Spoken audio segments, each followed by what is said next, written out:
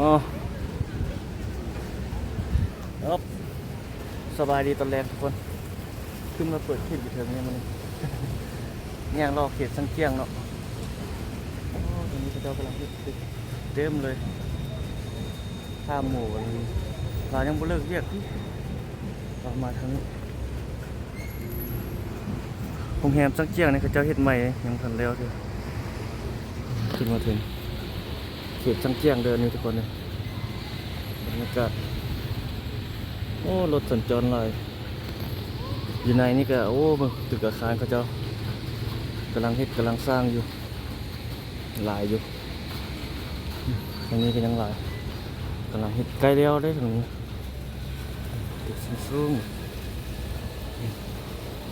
ใกล้แล้วละจะแล้วกำลังเฮ็ดอยู่นี่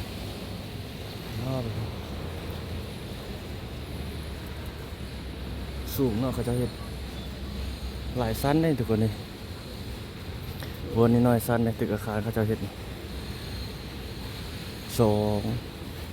4 6 8 11 12ชั้นคนเนาะมาแล้วว่ามียังบ่มา ลงไปย่างล่อสังเกียงทุกคนมื้อนี้ตอนนี้5 โมงเขาหากกันเลิกเรียกออกมาอย่าไปย่างล่อเนาะใส่กล้องโกโปรถ่ายได้ใส่โทรศัพท์ถ่ายได้มื้อนี้ปะปนเดียวโกโปรมันจะเห็นเป็นภาพมุมกว้างเลยแต่เอาโทรศัพท์เอาอันนี้ถ่ายมันจะเห็นเป็นแจ้งดีแต่ว่ามันเห็นเป็นมุมแคบกว่านี้ด้านหลังของทางหลังของสังเกียงอันนี้สอดใส่ถนนสุภาณวงศ์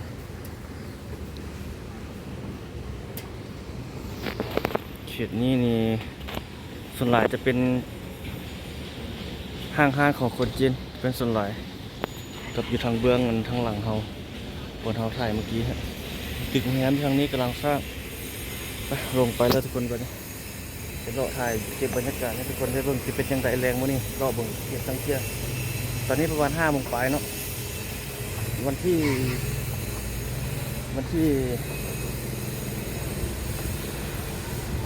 มื้อเนี่ยเดือน8 2026ต้นไม้ต้นนี้ก็เขาเจ้าบดตัดเด้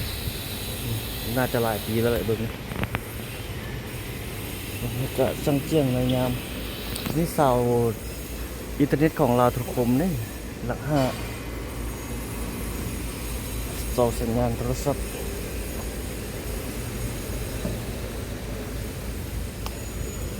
ร้านค้าคนจีนหลายอยู่นะมั้งทางลุ่มนี่แม่นเบิดแหละโรงแรมสังเกียงนี่กำลังแปลงอยู่อีกบ่ดนก็จะแล้วจะปรับปรุงใหม่ส่วนบนนั้นเขาเจ้าก็โตใหม่ทางรูปมีค้านขายเครื่องหลายนี่ทางเทิงเขาเจ้ากำลังแปลงอยู่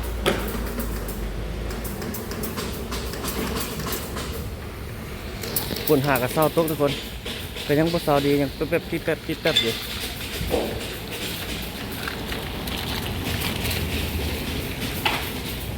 ตึกอาคารเขาเห็นแล้วจะเป็นแบบนี้ทุกคนโรงแรมสังเกียงเขาจะปรับปรุงมันโซ่มันจะเป็นแบบนี้โอ้ผู้สาวย่างสังเกียงในยามอะไรโอ้หมูนี่มาแล้ว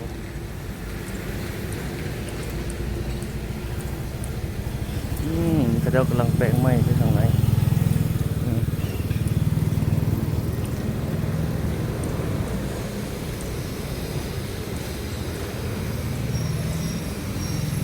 บรรยากาศสดๆเลย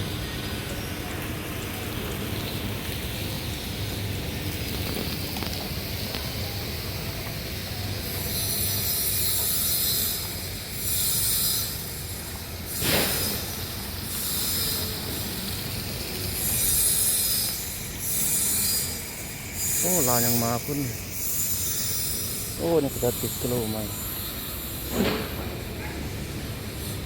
ย่างมาทันทีบ่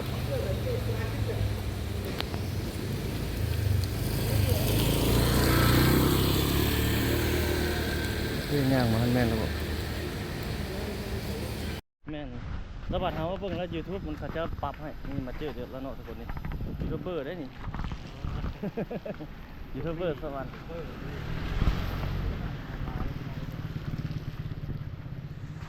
ถ่ายอยู่ว่าเดี๋ยว ถ่ายแท้ มีใจเห็นในคลองคอย มันโหดมันดังนะ นี่นะมันฮาดฮีดอยู่มันมีเสียง มันไม่เห็นมันติดเอาเองเพื่อนตำรวจไทยเห็นเอาติดเชื่อ ติดเสียงป่ะ ดังเสียจัง นี่ติดแบบนี้เลยเนาะ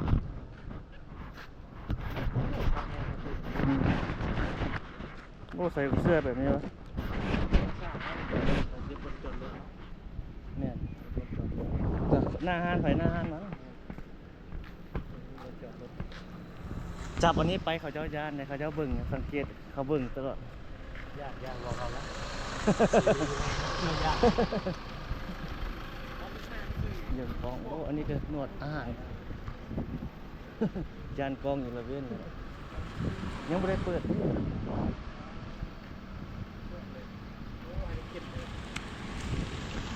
นี่บอกแม่ นี่แหละครูบาในบ้านมาพามากินนั่นประมาณหาจานเนี่ย นี่วะ งั้นหาจานเบียร์โซแก้วผ้าเซน800 หยวน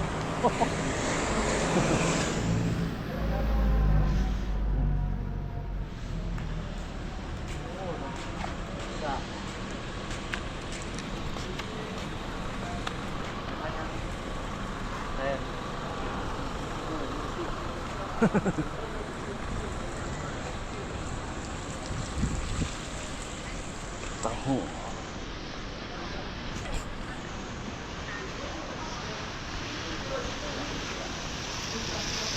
แต่โคตรมีห่อดังสากลโอ้แบรนด์เสื้อผ้านี่ทุกคนเลยแบรนด์เสื้อผ้าดังเลย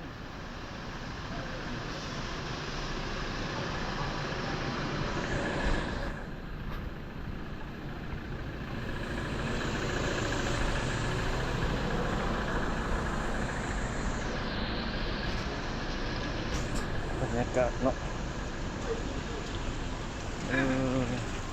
อย่างเราที่เราก็ยังอธิบายอยู่ป่ะ แต่เวลาจับยกไปแบบนี้คืออันนั้นนั่นแหละคืออันนี้อย่างก็อันน่ะคือไออย่างไอมอดกินแซ่บเห็ดเราเห็ดเดี๋ยวนะโอ้ทำไมยาวๆไปเลย ตอนนั้นมันมาทายก็ดูสวรรค์นะญาติเขามาเขตนี่นะ นี่วะ เขามาใหม่ๆเลยผมเคยเข้าไว้ที่เพื่อเลยญาติคนจีนเนี่ยมึงหนากันญาติเป็นซ้ำเลย แล้ววันนี้มันอยู่แล้วบุเป็นอย่างแล้วเขางูเลย อย่าง โอ้เขา ถ่ายยูทูบ ตอนนั้นเจ้ามาใหม่ที่ไหนวะคันเฮาบ่เคย ตอนนั้นยังบุท่านเฮ็ดซ้ำตอนนี้เป็นห้านอาหารนู้นเดี๋ยวนี้นะเป็นห้านอาหารน้อยนะตอนนี้นะเขาว่าคนจีนมันจีบักแนมมึงเลยเนาะ แม่นแล้ว ญาติเนี่ยเขาว่าไทยฮอดเลยโรยี่นะเขาว่าฮอดนี่แต่ก็พอไปเลย ก็ขึ้น โอ้วันเอาไปถ่ายที่ญาติญาตินะ เขาก็อยู่เพราะเขาก็เจ้าก็จักหน่อย คนที่เปลี่ยนออกมาเว้ย หยังจะได้จักหน่อยวะไปทางนี้เลยวะ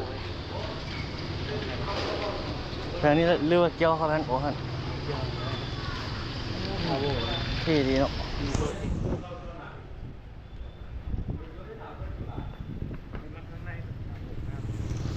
ขึ้นเทิงนี่บ่ นี่เลยหาก็เรียกเขา หึ คือต่างๆคนมีเงินหลายของต่างเลือกไว้ มีสั้นด่านฟ้าเลยจากสั้นมา1 2 3 4 5 6 7 8 9สั้นทุกคนความดูแลอย่างโหลดได้หมดเลย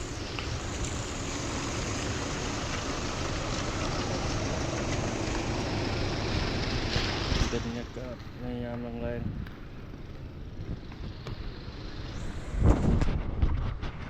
อย่างโหลดทุกคน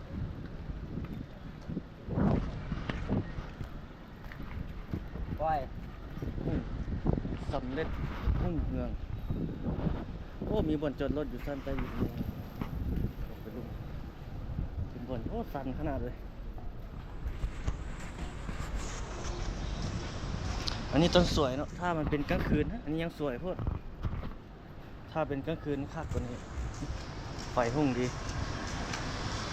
โอ้น้องแสดงเขาตอนกลางคืนน่ะเนาะคักเนาะ ฮะ ตอนกลางคืนคักเห็นแสงไฟลายอันนี้มัน มาตอนนั้นเต้พี่กี้มันยังบริไฟแสงสีลายแบบนี้ตึ้งตุ้งยังบ่เลี้ยวจนน่ะ เจ้ามาวะ นี่น่ะยังบ่เลี้ยวจนน่ะยังบ่เลี้ยวจนน่ะตอนนั้นน่ะมาตอนนี้อยู่บ่เลี้ยวบ่ได้พวกนี้ก็เลี้ยวบ่ได้ตอนนี้ยังตอนนั้นยังเป็นนั่นเอาจะมีย้อมเป็น อืม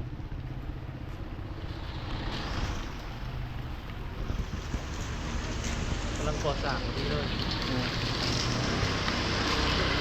กันเนาะ บ่มีวันใดว่างเนาะเวลาผมจะว่าสร้างเรื่องเลย แม่นเต็มพร้อมเลย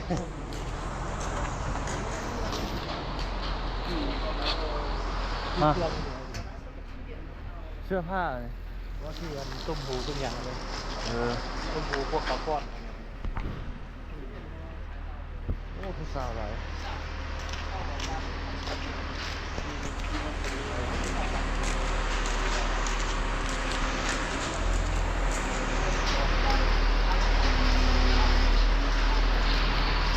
ซื่อสัตย์มั่นคงโอ้พระเจ้าเอาเครื่องเขานี่ลงนี่พระเจ้าเอานี่มาโกดเลยทุกคนวัวไม่อย่างเต็มเบาๆเลยตัวทุกคนอันนี้พระเจ้าเอานี่นมเอานี่โกโอ้หนักเติบเลย ได้ปะ ได้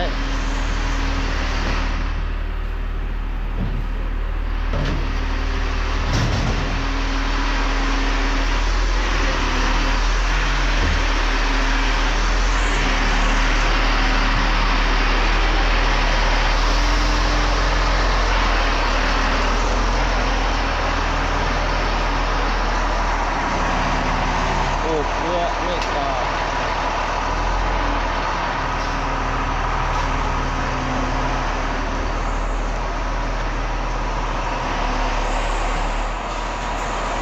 กำลังแปลง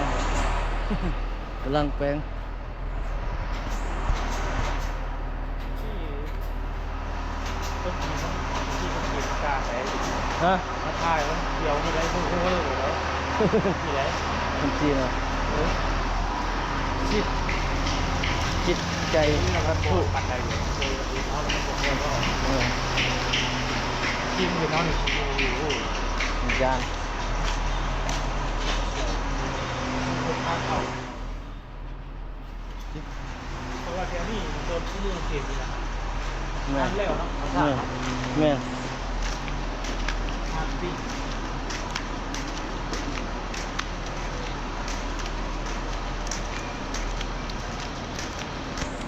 โอ้กำลังแปลงอยู่หลายเนาะฮานหยกฮานยาคลินิกฮานอาหารฮานอาหารเสียงเย่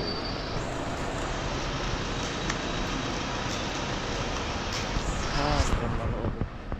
โอ้นี่เปิดไปได้ดิ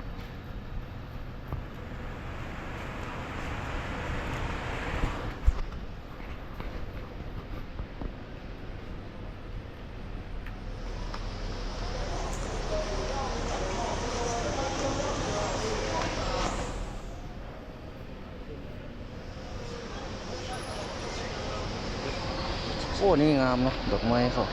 เปิด ฮะ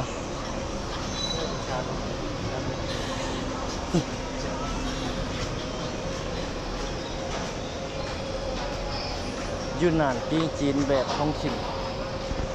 โอ้อันนี่แม่นเมื่อปีเดียนตึ๊บเป็นร้านอาหารของคนจีนล้วนๆเลย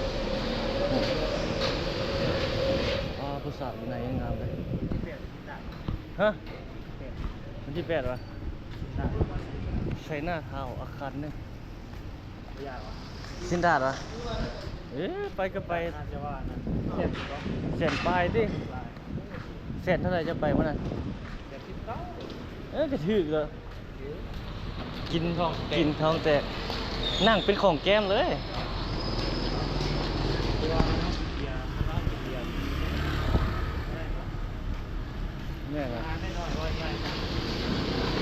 อ๋อเขาเก็บใหม่เลยตอนนี้เป็นห้างนะ แม่ 5 เมตรแบบนี้ เรียกอย่างนี้ได้กินวะ มาถ่ายจากโรงพยาบาล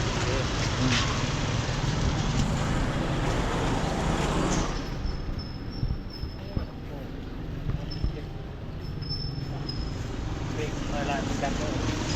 คนเก็บ เอาคนเจ็บ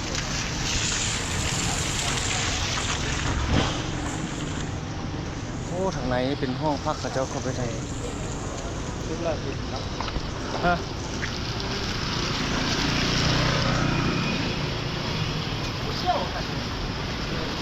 ลายยาวเลยนะครับด้านหลังตอนทำเป็น ของค่อยเป็นชั่วโมงเลยเด้ของค่อยยาวทาม เดี๋ยวถ่ายเรื่องของมันที่หนึ่งที่สองมีคนตัวนี้จาก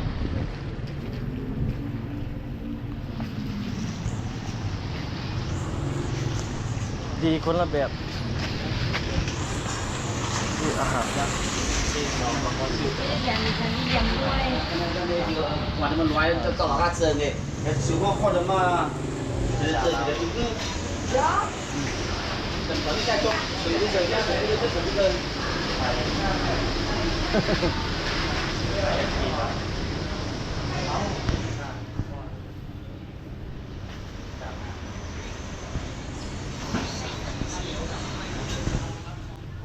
บรรยากาศคนในสุดยอด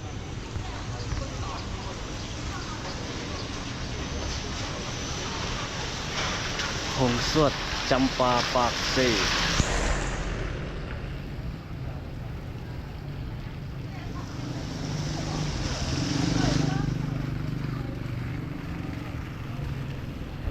ว่าสิรอตอนกลางคืนมารอตอนสวยซ้ำนะทุกคนเนาะ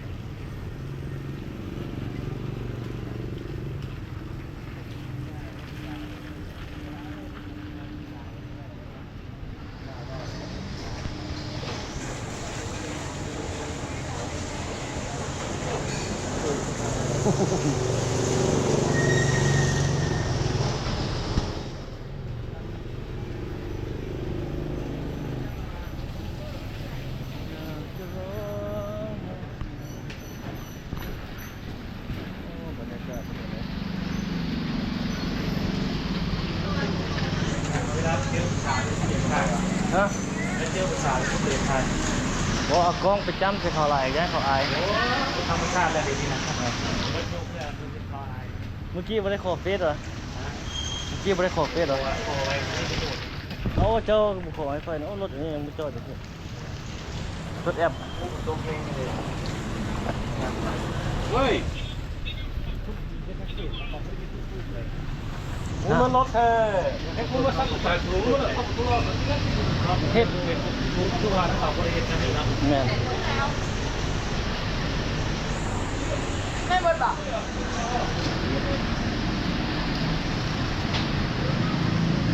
เฮ็ดเท่อยู่ทุกบางคนก็เฮ็ดคือกัน เขาไปทางนี้ ทางนั้นเกี่ยวมาบ่หรือทางนี้เกี่ยวทางนี้เนาะทางนี้เกี่ยวไปนี้เนาะโอ้นี่ก็จะเอาหมองไม้มาลง นี่คือว่าเนาะ อืม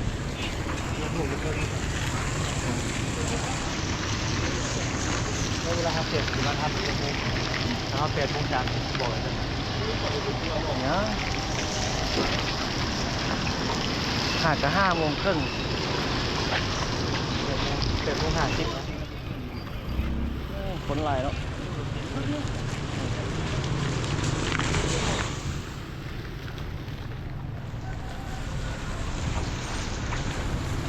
นี่คือบรรยากาศสดๆทุกคนเลยอ๋อรถหลายฝนหากระเซาตกในเมื่อกี้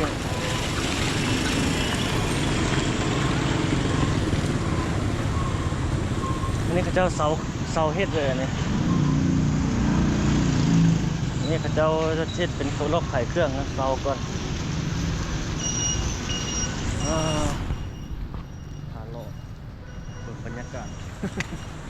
อย่างโลดก็ขี่รถโลดนี่บ่ได้คือเดียวฮะเขาเสาแล้วสิ เอาเลย ว่าเพชรว่าเขาจุสั่งจุ ผมมีงบเอามีงบต่อมาจาก บนนะเขาเจ้าสั่งจุนะ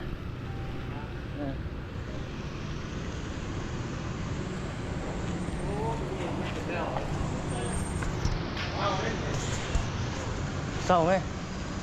เป็นล็อกเป็นล็อก จะมีรายได้เดือนละ50 ล้านก็บุกเบรกคือดีเขาได้อยู่ โอ้มัน เดือน50 ล้านแล้วหนักนะเงินเดือน50 ล้านกว่าใครที่นี่เนาะคล้องห้ามเลยเดือนจะได้รับได้แล้ว นั่นแหละแต่พนักงานเขาเจ้าแปลงนะมีจีนอาหารจีน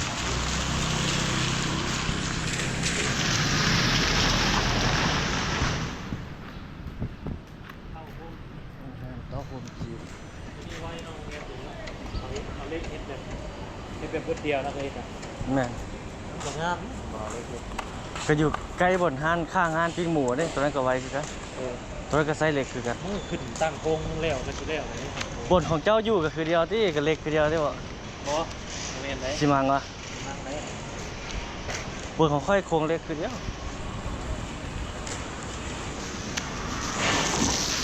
เอาแล้วเอาวะ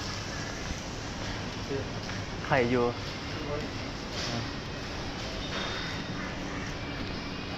อ๋อนี่หนวดคนใหม่มาได้ขับรถนี่ค่อยมาเมื่อนั้นยังเห็นเราส่งกระเจแล้วก็กลับบ้านค่อยว่าถามเราว่าเลิกค่อยนั่งอยู่ฮั่นนี่ค่อยมานั่ง เก่ายังอยู่ ค่อยมานั่งอยู่ฮั่น โอ้อะไรที่ชอบแถวนี้เราเลยเนาะเคยกินเคยอยู่ตลอด ขับคนค่อยเยอะ ท่านอาเนี่ยใครคนใหม่และคนเก่าอยู่ คนเก่าเนี่ย เวลาเขาดีทับเขาก็มึงเนาะ แค่จับนี่เด็ก เพราะบ้านเขาไม่ได้เห็นมันเห็นทุกๆเลย แม่น แปลกเลย เปิด อันนี้เขายอมรับแล้วที่เขาไม่ยอมรับแล้ว แม่น ก็คือว่าเก่า คันซ้ำกลับไปรีวิวให้เขาคันที่เขาไปถ่าย นี่เขาโอ้ยเขาปล่อยแล้ว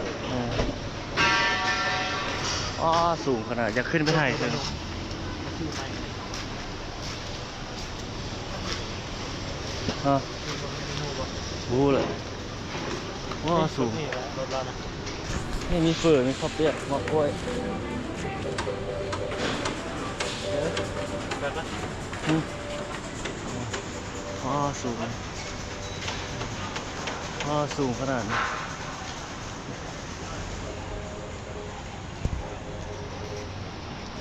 อ๋อบรรยากาศทางสูงจนเมืองเลย ขึ้นไปถ่ายไปภาพมุมสูงได้คือที่ขับเนาะโอ้ต้นไม้นี่ติดใส่อันนี้อยากจะลองมากล้วยซื้อเป็นอย่างน้ำเหรออ๋อโอ้ข้าวเปียกเฟื่อกันมีเฟื่อถ้วยเท่าไหร่ ฝืนไก่ฝืนหมูสัน5 ใช่เหรออ๋อมะนาวกิน โอ้หนัก โอ้สองขวดเลยวะกินขวดหนึงมาสิโอ้ยมันเป็นอย่างเหรอ ชาวแก้ว เดี๋ยว ก็ขายแย่เลยเนาะเกินที่ห้าก ดห้าวะโอ้ไกลแถวนี้คนจีน เดินทางตัวนี้นะเลยนี่งบหมดแล้ว ตัวไหน ตัวนี้ช้างน้ำหลังเลี้ยว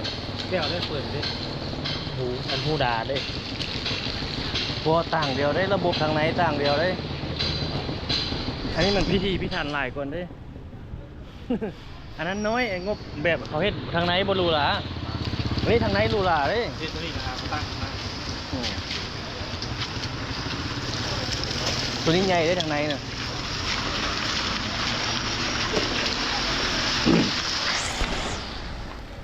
เจ้าเบิ่งคานมันนี่เว้ยเจ้าเบิ่งคานเนี่ยต่างเดียวตัวนั้นคานน้อย 2 ปีแล้วที่เขาอยู่กันนะ ๆ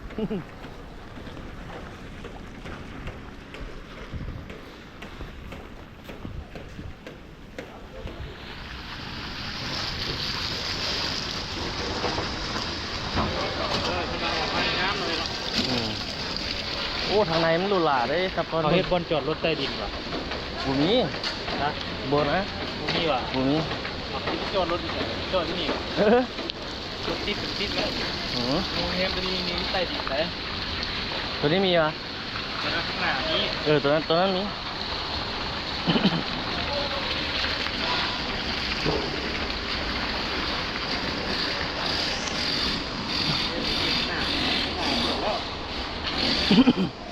โอ้ยตัวนี้เขาเฮ็ดเป็นห้องธรรมดาเนาะหลังนี้เบิ่งเจ้าเบิ่งแม่งเบิ่งคานมันเบิ่งอันนี้นี่แน่นหนาเลยอันนี้ธรรมดาอันนี้ เพราะว่ามุกลายนะพวกนี้ แน่นเลย ลายตั้งแต่2 ปีแล้วกลางนะ นี่บนนี้บนห้านชมดาวเนาะ ตัวนี้เป็นบอลคนดาวนี่ แม่3 ดาว ลายนี้นะเนาะ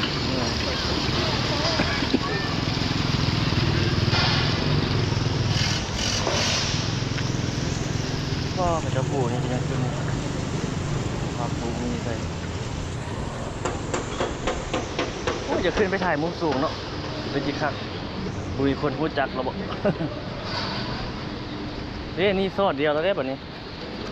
เอาไปนี่ก็ซอดท่านเลยแบบนี้เป็นทางห้อมเลยนี่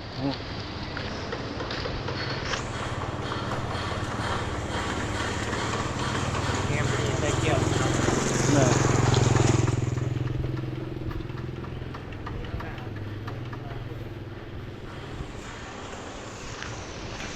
เอาเรียกขาขึ้นเนาะ เนี่ย มันลาเกี่ยวก่อนต้องเรียบลายแล้วยาก เนี่ย เงียบที่นี่คือประกาศทำสมัครคนตลอดนี่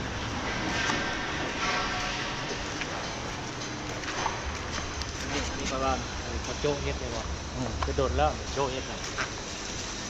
ของตัวเดียวนี่ พอพัฒนาไปอัน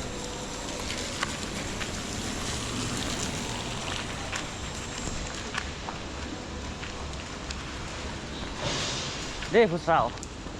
แพงคนละคนเด้ฮะอ๋อหลายสูงหลายชั้นเนอะมีเสื่อมเดียว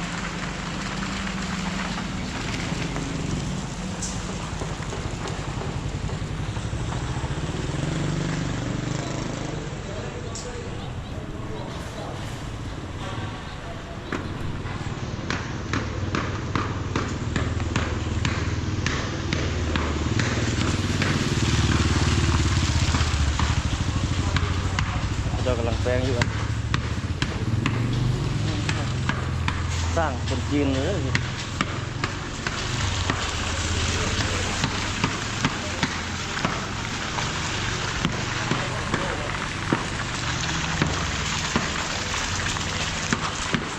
กะโหลยางเนาะ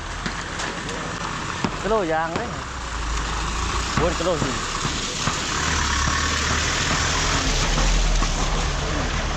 เพื่อนตัวรับไล่ดีนะไล่ออกไปแล้วนะ เขาก็โออกไปเองบริเวณไรหรอก เพราะเขาอันนั้นเด้เขาชื่อเด้เขาเต้านี้ เออ ก็ได้ออกไปแล้วเนาะจังหวะนะ เก็บเห็ดใหม่ พวกนี้เขาเนี่ยเขาจะบดจอดรถเนาะ เนี่ย รถหน้าหมดที่พักมาเนี่ย ฮะ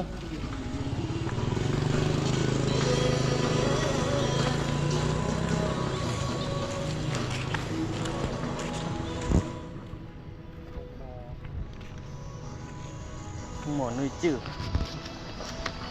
โอ้เหี้ยง ไหนก็ไม่ได้ขายเลยเนาะ เฮือนสองหลังนี่ไปแล้วง่ายไปอยู่นอกพุ่นเลยนี่ให้ข้าเจ้าเศร้าเฮ็ด 9,000เราอ่ะ ฮะ 9,000 $1,000 เฉพาะรางนี้ได้รางนี้ก็ต่างหากเลย เออก็ส่งเจ้าตัวอยู่นี่ ปีนึงนี่สองรางนี่เขตนี่ปีนึงนี่40,000 โอ้ผู้สาวสองคนงามดิ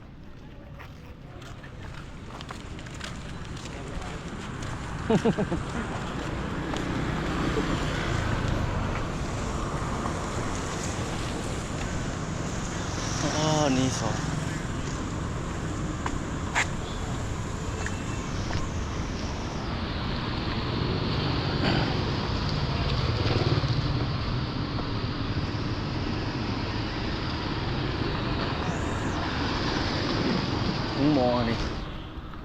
อนุยจื้อ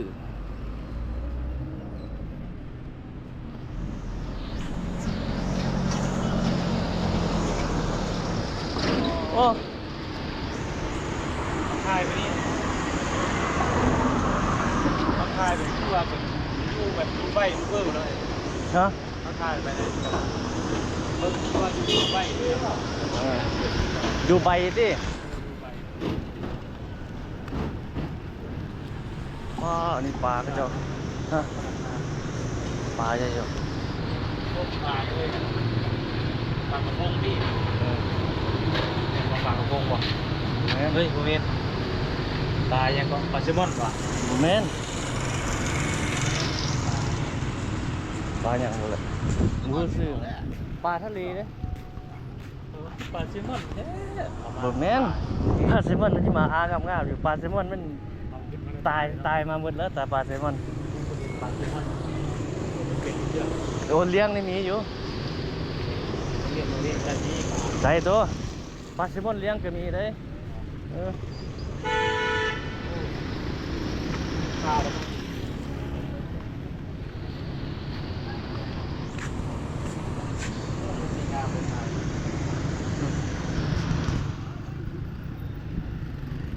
โอ้นี่ไฟแดงแล้วนี่ เราเรียกทำไมกัน เนี่ยเจ้ายานวะยานจีนวะ ยากเพิ่มนะ โอ้นี่สูงขนาดเลยใกล้เดียวเลย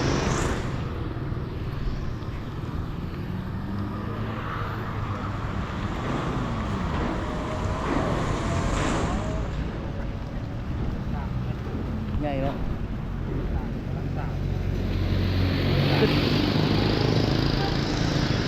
ขึ้นไปถ่ายทางเทิงคือจิคักเว้ยขึ้นไปถ่ายทางเทิงคือจิคัก ท่านนี้ท่านเข่าท่านไรแบบ นี่แหละ เข่าอะไร มันเป็นเจ้าเดียวได้3 ตึกเรียนไปฮะเจ้าเดียวกัน เขาเห็นเขาไม่ได้แบบว่ายากเจ๊กเลยเนาะ อืม โรงแรมหลายนี่เขาเป็นญาติเลย แม่น ทางทำไมโดนนะ แม่นนะโอ้ทางนั้นรถยาวไปฮอดพุ่นโอ้ตัวนี้เป็นดินของโคลาวเด้โคลาวแบ่งให้ครึ่งหนึงเด้ตึกตัวนี้นะ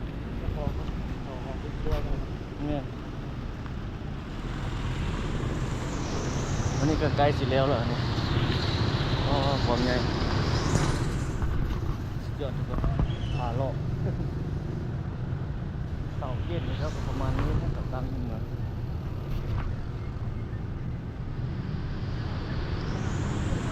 กำลังติดกระโหลก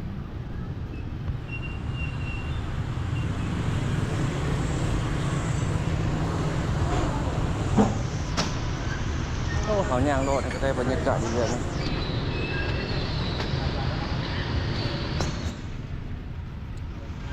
โอ้นี่จะเริ่มเรียกเลยนะ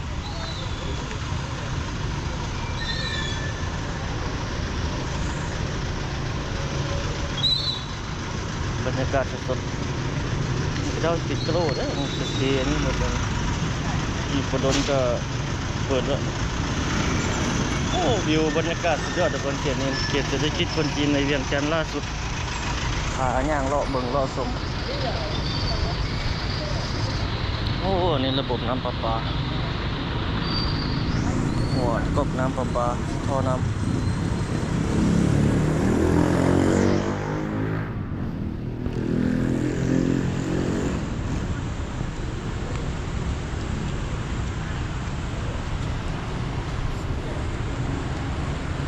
บริษัทอ่านลงอ่านพัฒนามันมีสายไฟบังจือโบอ๋อรถติดเอาย่างนี่บติดเรื่องแกมทานมีสถานอาหารจีนนี่จีนก็3-4 รถไปแล้วรถไหล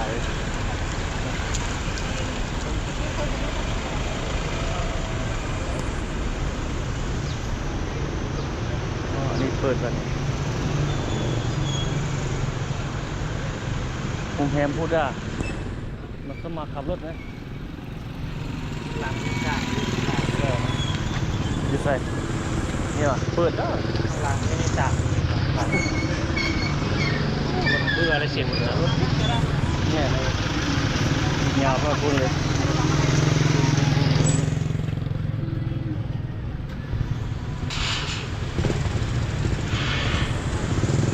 มีเป็นพันเลยอ่ะอาหารกินขึ้นแล้ว อ๋อรถน้ำมัน30 บาทนะ ปั๊มน้ำมันของเราเอามาเติมตลอดปั๊มเนี่ย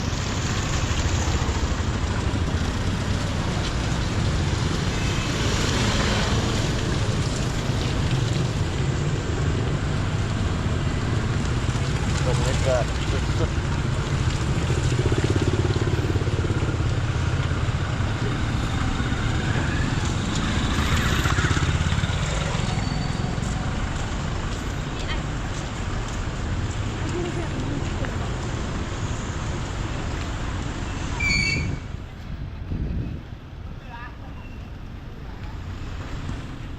โอ้นี่ก็กำลังจะสร้างนี่ใส่ในคันนี้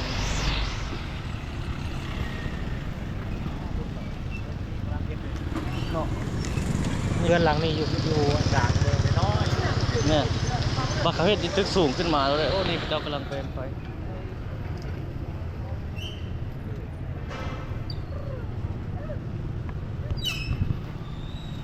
จะห้องแต่ผู้สาวอยู่เพราะว่าปิ่นทางนี้งามเลยเขียนลาย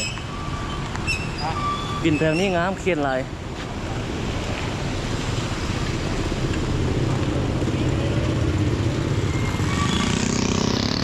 อันนี้ยังเป็นร้านคนลาวอยู่ที่ ตัวเขาไม่เคยหยุดนะตัวเขาบ้านนอก เขามาแต่ใส่ว่าก็เขามาแต่บ้านนอกเท่เลย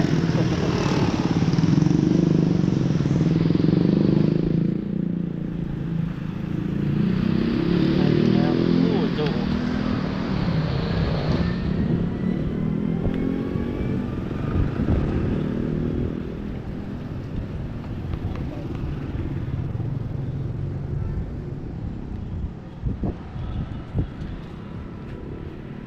งานนี่ก็ดีเลยนะออกกำลังกายนะ เนี่ย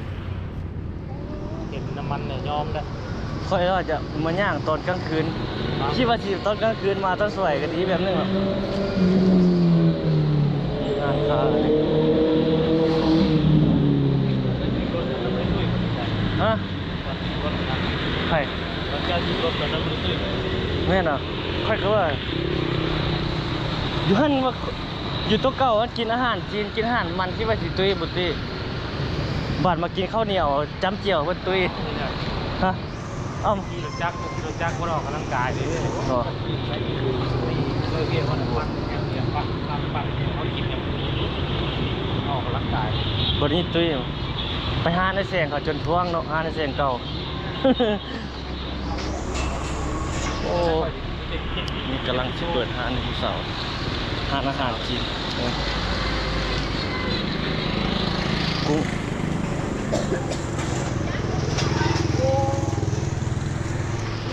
โอ้พนักงานเขาเจ้าไหลอาหารกุ้งกระปูหลงหมึดเมื่อหน้ามาตอนกลางคืนเนาะมันจะงาม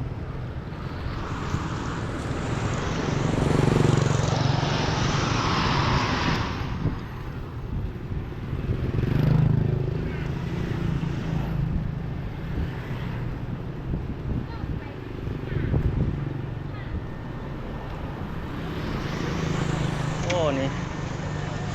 ดูสินโอ้หลายแนว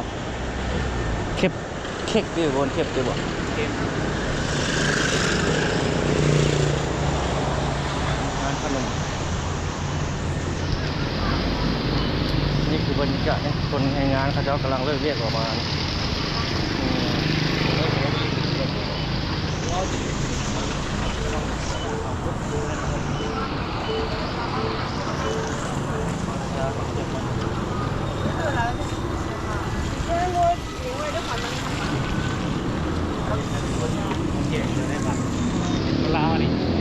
โอ้ค่อยเขา เฮ้ยเสานี่ยุ่งจ้ะจักใส่มันยังตัวมันยังเว้ยยุ่งมันยังย่านเด็กไฟไหม้แบบนี้ ใช่แล้วเป็นไงมันก็มัน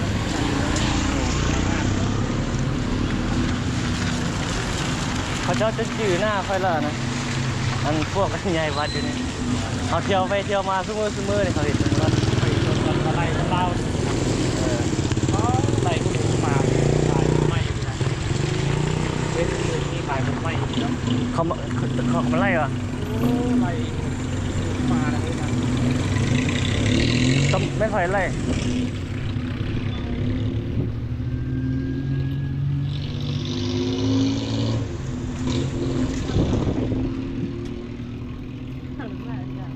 รถติดด้วยเนาะแต่เราก็ได้ขายดีเราขายยังขายให้แต่คนจีนด้วย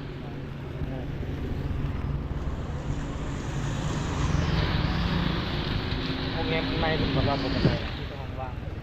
อยู่ไหน เอ๊ะข้างในคุณน่ะ มีคนใช่ปะ โอ้ผมอยากเข้าไปแล้วเข้าไปออกมายากอีก อันนั้นวะ ข้างในคุณน่ะเก็บงานทิ้นนั่นเพิ่นน่ะ โอ้เจ้าเข้าไปเบิ่งไหมรถจอดเต็ม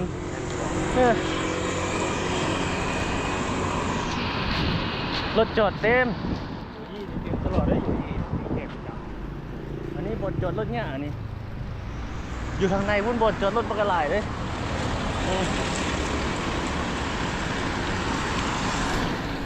คือตอนนั้นค่อยอยู่เส้นสร้างคือเดียวคือที่บุ้ยไผ่เข้าไปมันอยู่ในบัดนี้บัดโอ้อยู่ทางในมีที่คนบล็อกหลายๆเข้าเนาะ ผู้สาว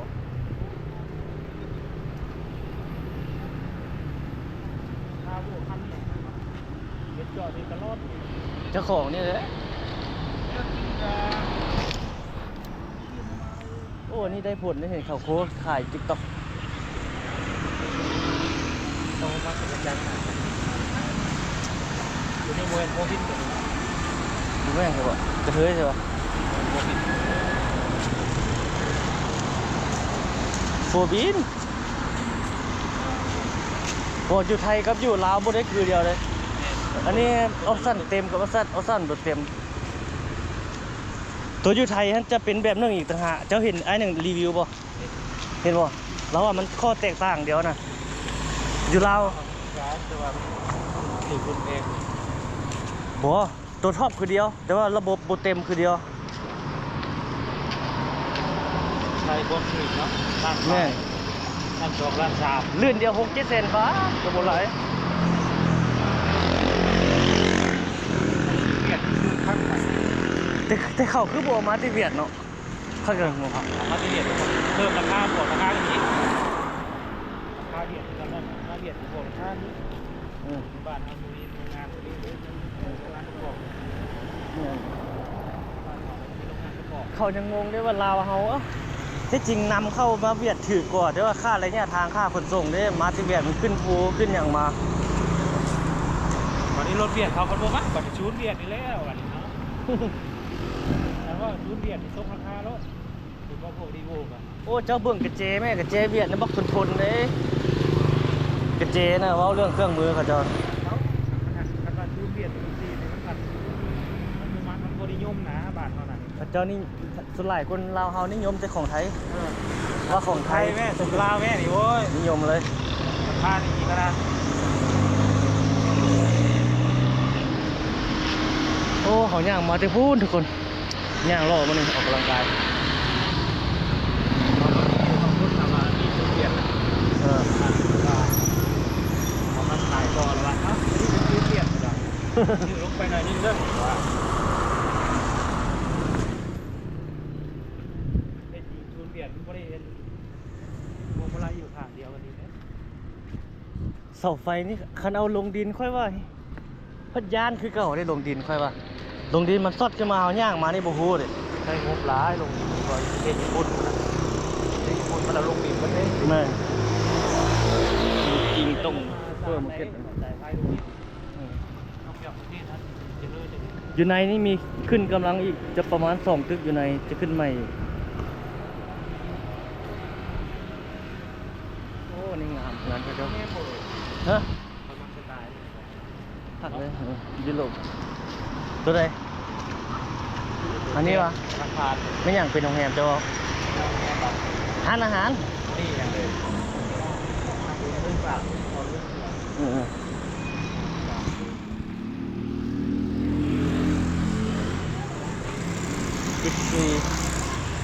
ซีนั่นเป็นร้านอาหาร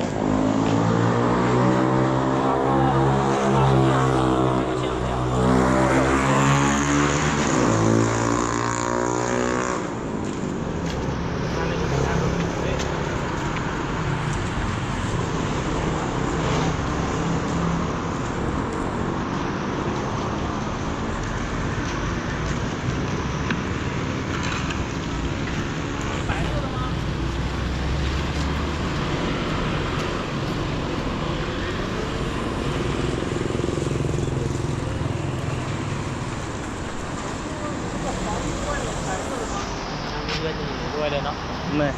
รุ่นแรกผมจำหน้าเรียน เมื่อยเลยค่อยสิเฮ็ดเองค่อยสิเฮ็ดเองบ่ขาย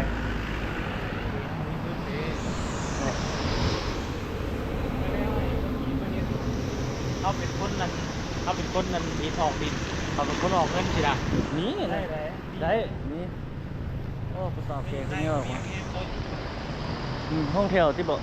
ถ้าทำไม่ดินที่เขาเสนอมาแม่เนี่ยไว้เป็น นี่ พูดกันเอา ส่วนหลายก็เป็นแบบนั้นเลยบุเป็นของคนจีนร้อยส่วนหลายก็เป็นแบบผิวหุ้นเดียวนั่นเลย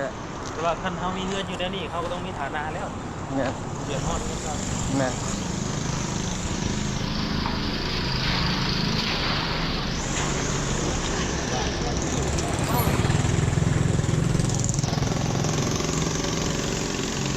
โอ้ยอมฮอดพี่ก็ พ่อตอนนั้นเขามาแบบยังไม่ได้เปลี่ยน ตอนนั้นกันย่างลอกตอนนั้นย่างลอกห้าวดีแล้วนะมันตอนนั้นรายได้เจ้ามีดิโอ้เสียดายกูซ่องเก่าเจ้าคืนบ่ได้นะ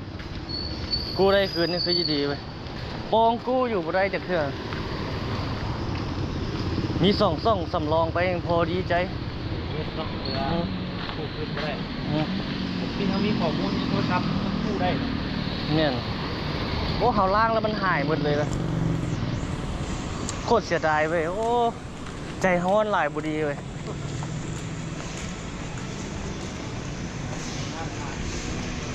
อืม บา โอ้คนใหม่แล้ว บาท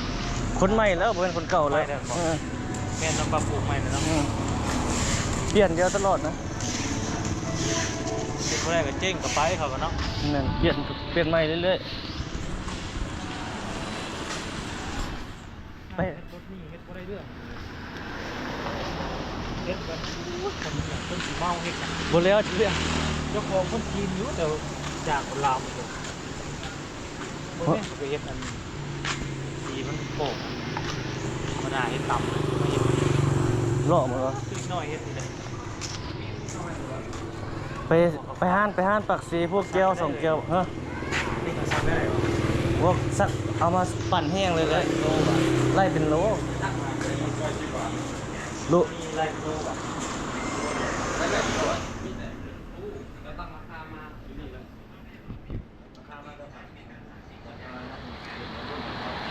จะได้สั่งเป็นโลตัวเป็นราคาเริ่มเป็นราคาตายตัวเลย เริ่มต้นแล้วเนี่ยเรา6,000 อ๋อ มีน้ำอุ่นน้ำร้อนน้ำเย็น ตัวพันเลย โอ้เจ้าอยู่ใกล้ๆก็เอามาซักนี่ เ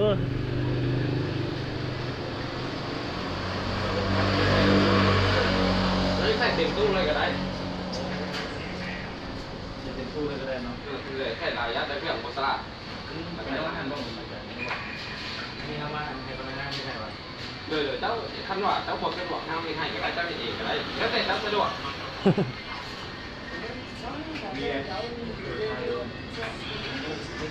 มีหลายได้ยามนี่เจอแล้วหลายบอล เครื่องไทยด้วย หึ เครื่องไทยพันโทรศัพท์เนาะ แม่น เยอะ เลย อยู่บนค่อยมันมีจักรได้ทันนี้นะสบาย จักจักอ่ะ เออ โอ้ ปั่นแห้งพร้อมเลย ตดเอาไปตากแดดแป๊บเดียวก็ได้คือตอนอยู่นะสร้างๆก็ได้ซักมือโอ้ขี้คันมานี่ เต็มกระตาแล้วก็ไปถอดใส่ ตัวนี้ค่อยนี่ว่าต้องได้รักซักประมาณ4 โมงเช้าก็ได้ซัก อ๋อโอ้ ขี่ได้อยู่นี่นะ โอ้อยู่หันแขกบอกเรือซักนี่โครงเล็กขึ้นมาหลายสั้นเนี่ย1 2 3 4 5 6 7 7 8 สั้นคือยังขึ้นอีกนะแป๊บเดียวเขาเจ้าเฮ็ดโครงเล็กแบบนั้นละอันนี้ของแม่มาเฮ็ดเบี้ยอยู่ไหนนั่นมาผู้สาวมาใหม่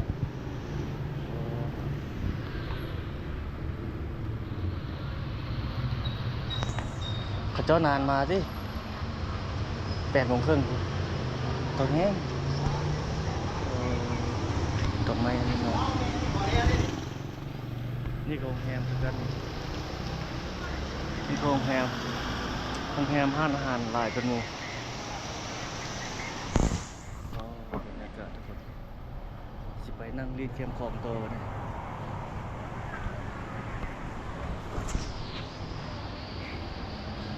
โอ้นี่เป็นนั่นกาอุยชิอ่ะ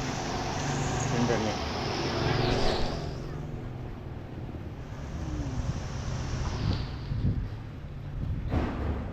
โอ้รถเจ้ามา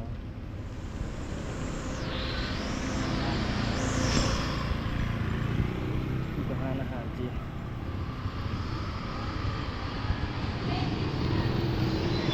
เป็นห้านอาหารเป็นซูเปอร์นี่หมักไหม้กาแฟครับพนักงานอยู่2 คนเงินเดือน5 ล้านกีบ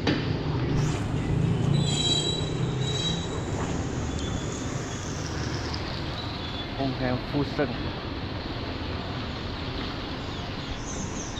มีร้านค้าเขาเจ้าเนาะมีทั้งอาหารจีนอาหารลาวเต็มเลยออกนานมาได้บ่นานมายังโดนผู้ทราบอยู่ไปแคมป์ของตัว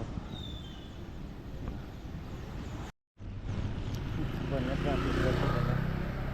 โอ้ทำไมบดจอดรถเจ้าสาว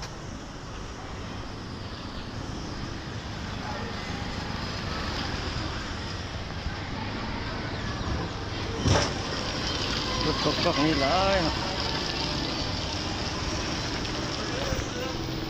นี่ก็ร้านค้า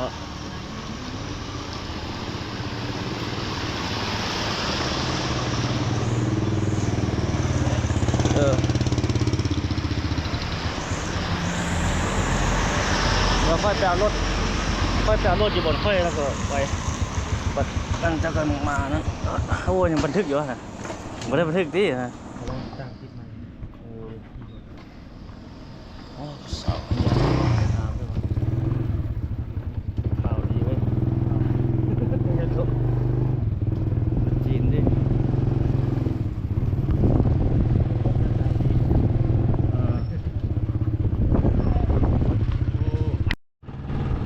เนาะเป็นนั่งจิบอยู่แคมป์คอกตัวนะทุกคนวันนี้เอารถเดินไปวันนี้โอ้แรงมาดิธรรมดาโอ้อยู่เขตตำเจียง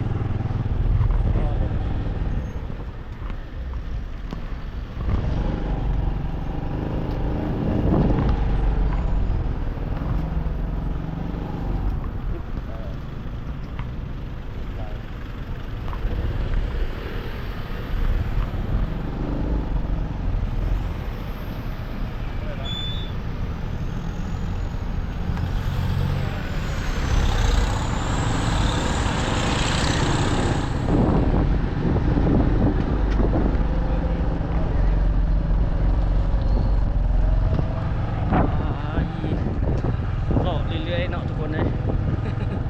ไปนั่งจิบเบียร์อีกแล้วแคมป์ของเนาะบรรยากาศคือดีเลยคนหากระเซาตกเนี่ย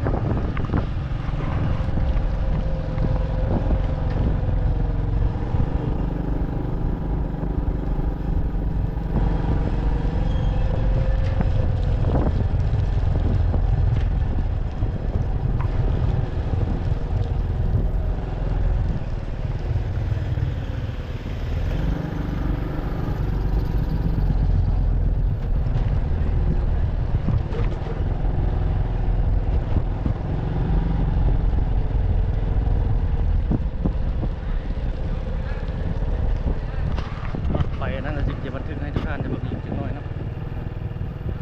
ไปเป็นร้านอาหารร้านเบียร์ต้นจำปาเลย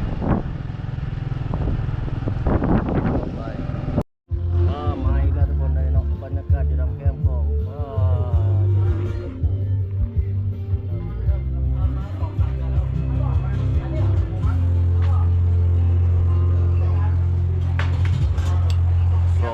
เบียร์เราสอนเย็นเบียร์ตรงนั้น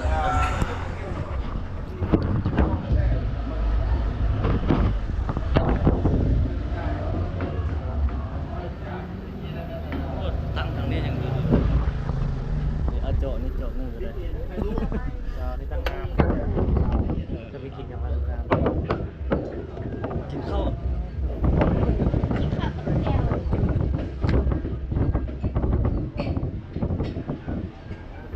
เอาผลงานตรงนี้แล้วกันเนาะรับโหลดใส่ไม่ใช่มีมากกว่านี้ โอ้มีเพลงลาวอีกคน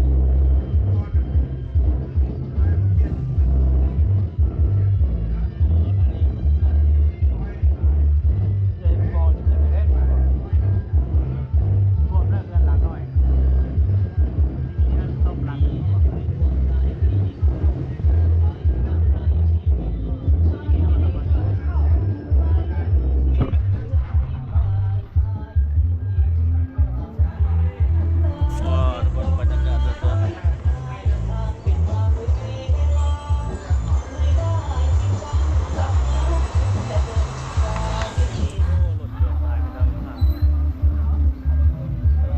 เป็นบรรยากาศอยู่ร้านพะเยา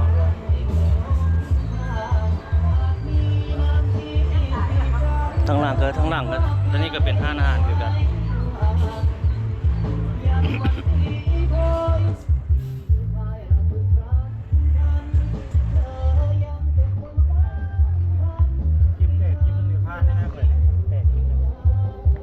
แม่นจะลงตลอด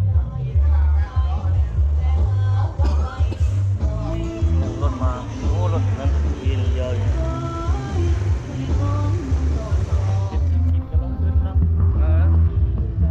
คันเท้าโบเฮ็ดก็บ่ได้เฮ็ดเสริมไปเลยค่อย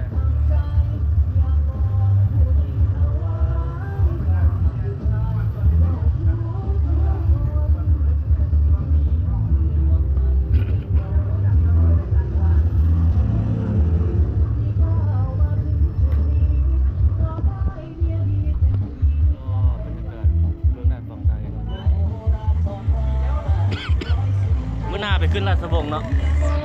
มื้อหน้าไปขึ้นราชวงศ์บอกนี่เลยส่ง